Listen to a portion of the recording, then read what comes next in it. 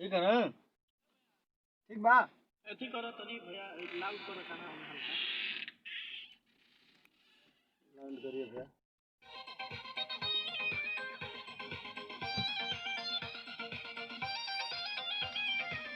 सुनिए राजा जी यही न साजा जी सुनिए राजा जी यही न साजा जी अब का लेवे के भाई एकरा बाद गर्मी से भीजता है गर्मी से भीजता तो हन जी एकदम जरिए बा। राजा जी यही न साजा जी गर्मी से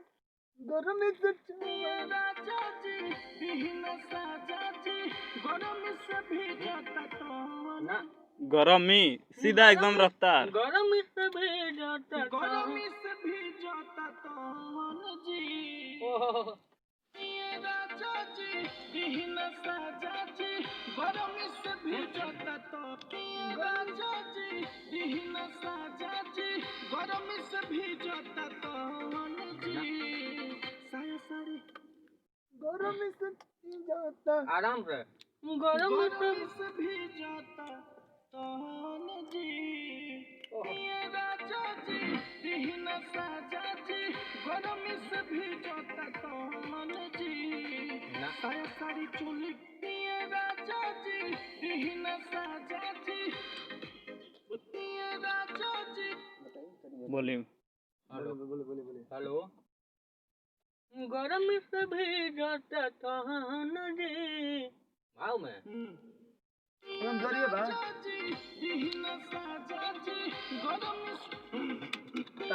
तार जी बोल गिल बा यार। जो लास्ट में तू जी बोलले बड़ा नु वो तार जी बोल गिल बा।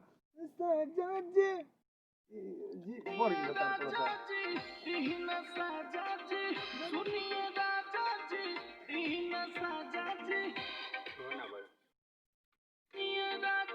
गर्मी से नहीं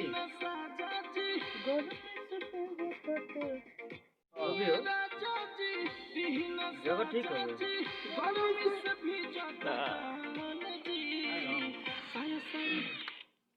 हम जहाँ नहीं है देख लो। आओ है। बोलो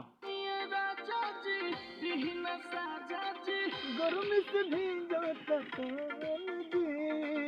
जैसे बताओ तनी 1 मिनट रौरा आइजा चुनाई के बा ठीक बा एकदम भाव में कि गर्मी से भीजता तो हन जी ठीक एकदम भाव में राजा जी यही न साजा जी गर्मी से भीजता तो गर्मी काय अलग अलग कहता रहा।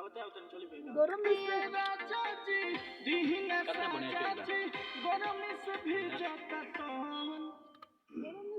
हेलो हेलो 1 मिनट बैठ कैमरा हटाओ हेलो सुन राजा जी के बाद आओ ना कि गर्मी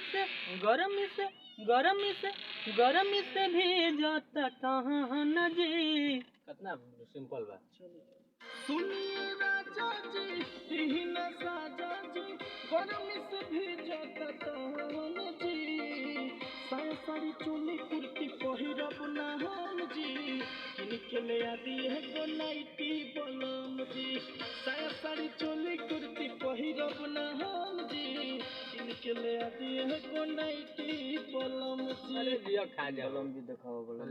ठंडी से क्लियर हो गया ना